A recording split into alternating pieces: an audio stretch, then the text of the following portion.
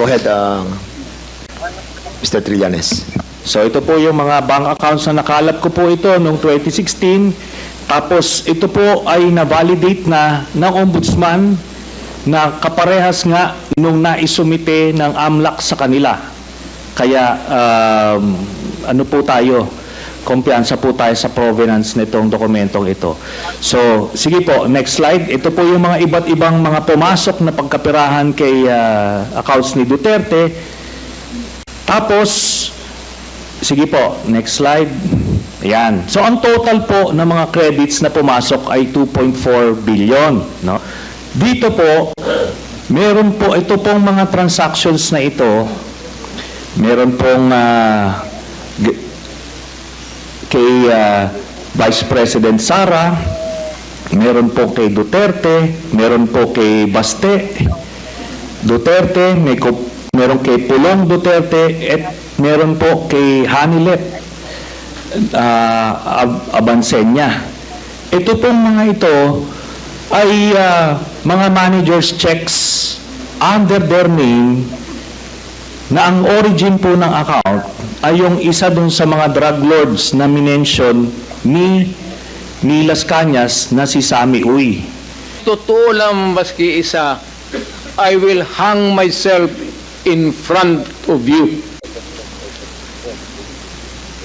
You can summon, I will sign a waiver, all banks. Pati yung World Bank ng Amerika, kung may isang totoo lang na kiting, I will resign and I will ask my daughter to resign and everybody in the family. That is my guarantee. And I will hang myself. Mr. Pro, we've been there before. Nagsabi na yan siya na magbibigay siya ng waiver. Puro bluff yan, pero hindi. Kaya nga, mas maganda kung madraft na po natin yan ngayon para papirmahan niya yan dito. No? Para wala ng alibay. The former president be okay that if we draft the waiver now, that it be signed today instead of tomorrow? Will you be fine with that, Mr. President? Anong kapalit, sir? Hindi. Sampalin ko siya sa publiko. Hindi. Wala naman. Ngayon na. Wala pong ganunan. Mr. Chairman. I'll give you, sasampalin ko sa Mr. Chairman. Session suspended. Session suspended.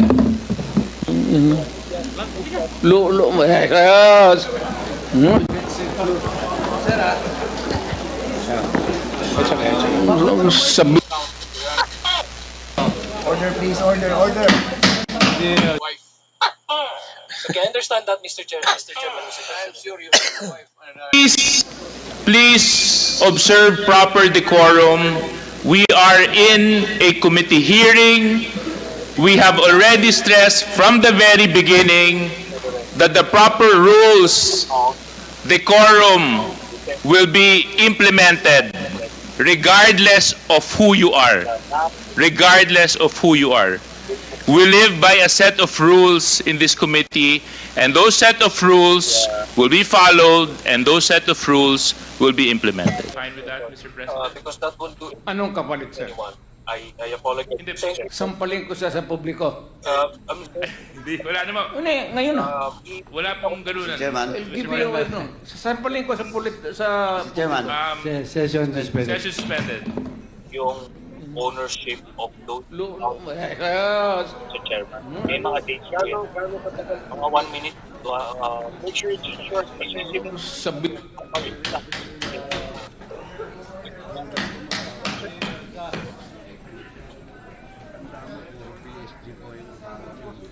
Ulo